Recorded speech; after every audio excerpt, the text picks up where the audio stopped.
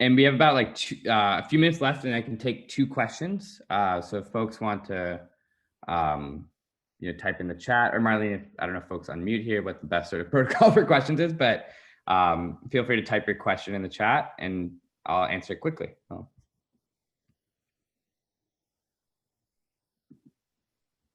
I had a question. How do you like, if you're like talking to your family or whatnot, maybe they have more conservative values. How do you combat that when they kind of use the leftist Marxist sort of fear mongering? Oh, it's communism, all that sort of stuff. How do you combat that to really kind of show what you're working towards?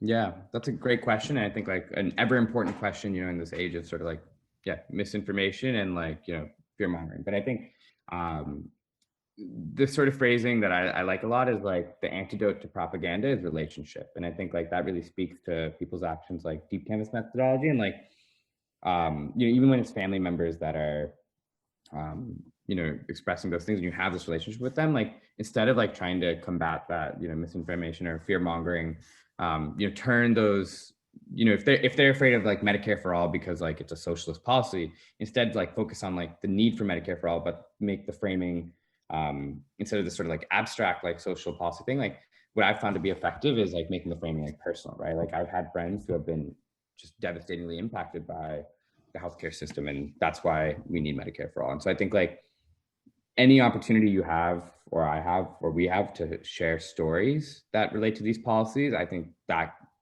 will go a long way towards moving folks. And it's also like a reality we live in is just not everybody can be moved and organized, right? And so again, like a big sort of skill as an organizer that I'm continuing to sort of grow and learn about is like, some people just, we're not going to move them. We need to focus our energy, if we want to win, on the people that we can move.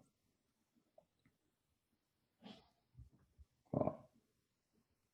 One other question for Jay, I see your question about the Georgia runoffs. People's Action is trying to land a plan right now, but as an intentional and thoughtful, movement building organization, we have to make sure there's a partner organization on the ground who has the capacity to sort of, and energy to sort of take on the capacity of like all of our national organizers. Yeah.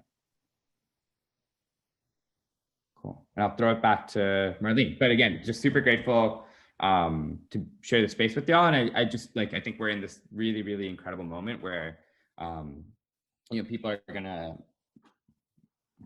try to understand, try to dominate, the sort of narrative around why this election happened the way that it did. And we need to make sure that like the people powered movements are the ones that are dominating that narrative, because that's going to really inform a lot of like what happens over the next few months. And so this election is really inspiring. We won, but now there's a lot of good work to do over the next few months, and People's Action is the place to do it. So I'll throw it back to you, Marlene, who is, speaking of People's Action, an incredible People's Action leader.